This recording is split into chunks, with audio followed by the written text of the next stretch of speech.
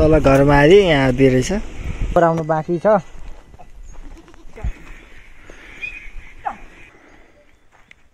हुँदैछ यतिको हामी चाहिँ माथि खर्क बिलबाटैतिर जाँदैछौँ भ्याक्सिन हान्नुलाई चिनिन्छ त चिन्नु नि त कहाँ चिन्नु आउँदैन होइन टर्च बालेर हिँड्नु परेको छ 2 घन्टा जति लाग्छ अरे ऊ पुग्नुलाई बाख्राहरू भेडाहरू धेरै छ अरे अब त्यहाँ यत्तिको उज्यालो हुँदैछ पारी पारी चाहिँ देखिँदैछ हेरौँ त्यहाँबाट मौसम भइसक्यो है अन्त यहाँ चौतारामा आएर बिसाउने ठाउँमा 2 भाइ बिसाउँदैछु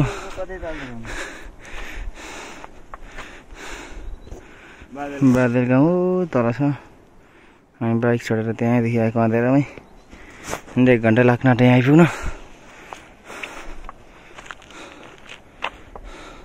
बाटो अब चाहिँ अलिअलि तेर्सो आएको छ र अलि सजिलो सजिलो हुँदैछ हामीलाई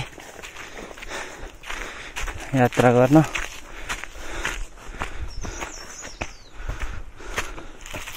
ओ अस्तिको अँध्यारो अँध्यारै छ होइन हामी जाँदैछौँ मजाले उज्यालो भइसकेको छैन बाहिर गाडीबाट बाहिर निक्लेपछि मात्र अलि उज्यालो देखिन्छ होइन यहाँभित्र चाहिँ अँध्यारो रहेछ यो सबै रुखहरूले यसरी छलेर अब आधी घन्टा जति लाग्छ भन्ने अनुमान भएको छ हाम्रो दाइ छ एकजना दाइले बाटो चिनाउने बाटो देखाउने दाइ हामीसँग हुनुहुन्छ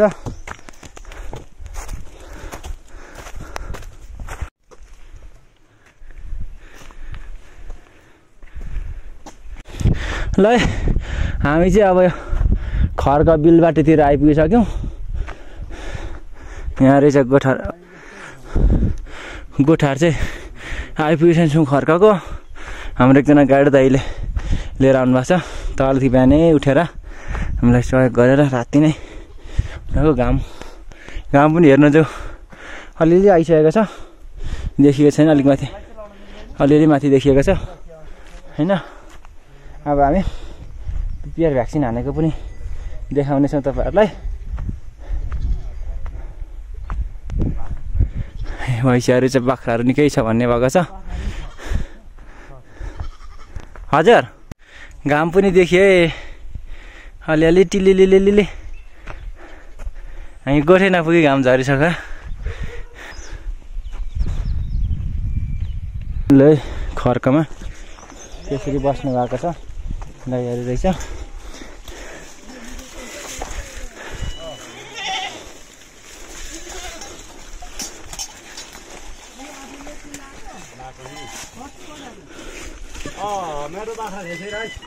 ल बाख्राहरू चाहिँ यसरी रहेछ सबै एकै ठाउँ काँध लागेर जाडोले बसेको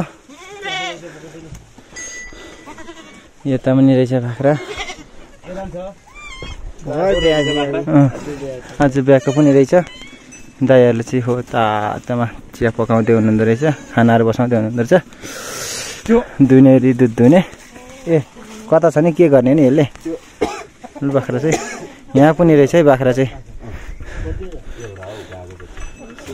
80 क्रस रहेछ बाख्राहरू चाहिँ यसो हनुमानमा खाँदिएको देख्दै यता सुत्ने ठाउँ रहेछ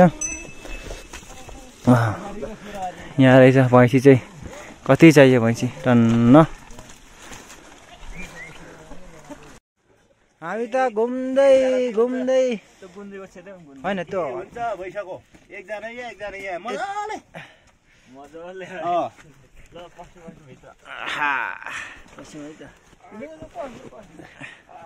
हात पनि ठिरायो अलिअलि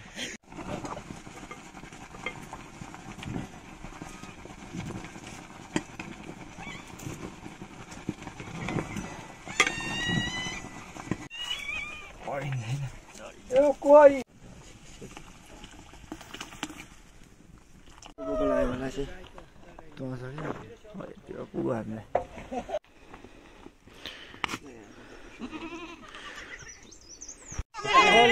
तो खान्छ त्यो बिना काममा कि बार बोल्यो कि भनेको हामीले चाहिँ पिपिआर खोप सुरु गरिसक्यौँ यो खर्कमा आएर चाहिँ बिलबाटेमा आएर हाम्रो जुएल सर एक रातिमा जुएल सरले लाउँदै हुन्छ। एउटा खोरको निक्लियो,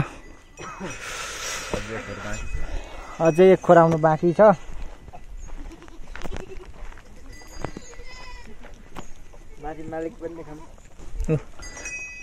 बाख्रा धनी मालिक उहाँ चाहिँ हामीलाई बाटो चिनाउनु हुने दाइ आउनको त होला बादलदेखि।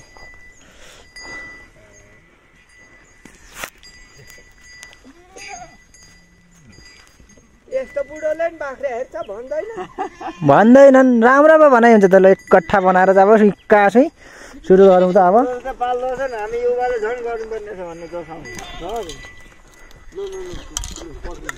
ए त्यो मैले भनेको रातो बोका कहाँ पुग्यो हौ बडा?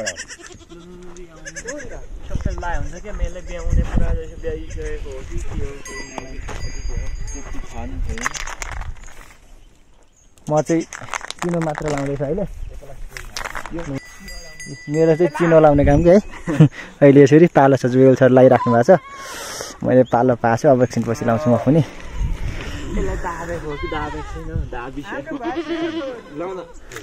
त दाबिसकेको।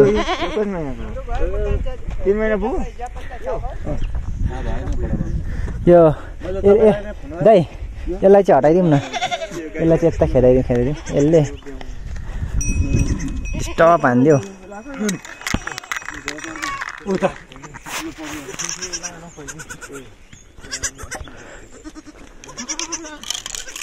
जापान दाइ मैले फोन गरिन पनि भनिन पनि हौ बडा। उता यता ल्याउँ त, गयो उता। ल अब भूपेन्द्र सरको पाला है। उहाँ आफै भ्याक्सिन लगाउने, आफै चिना लगाउने हुनुहुन्छ।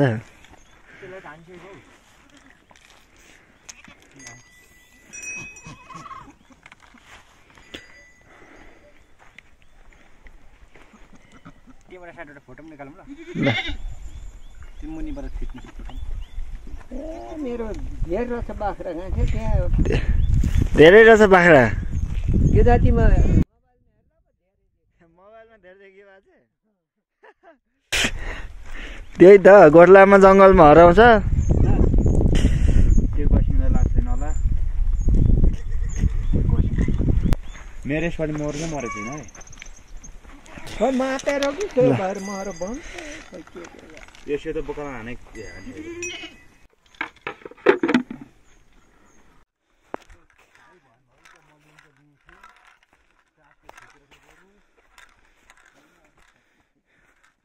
साग फलेछ।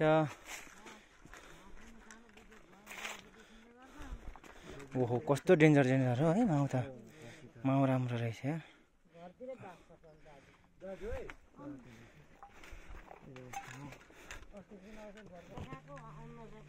तपाईँ एक्लै हुनुहुन्छ के हो? भित्र रहेछ गोठभित्र। PPR vaccine भेडाहरूलाई लगाइँदैछ। हामी चाहिँ पिपिआर भ्याक्सिन हान्दै अहिलेको खर्च गाउँपालिका वार्ड नम्बर 2 बाकाचोल पोखरा टोल आइपुगेछ हाम्रो काकाकोमा।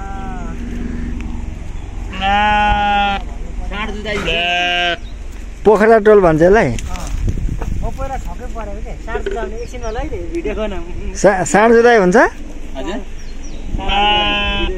ए हुन्छ अरे। ल भेडा त तल घरमा आयो, यहाँ दिइरहेछ।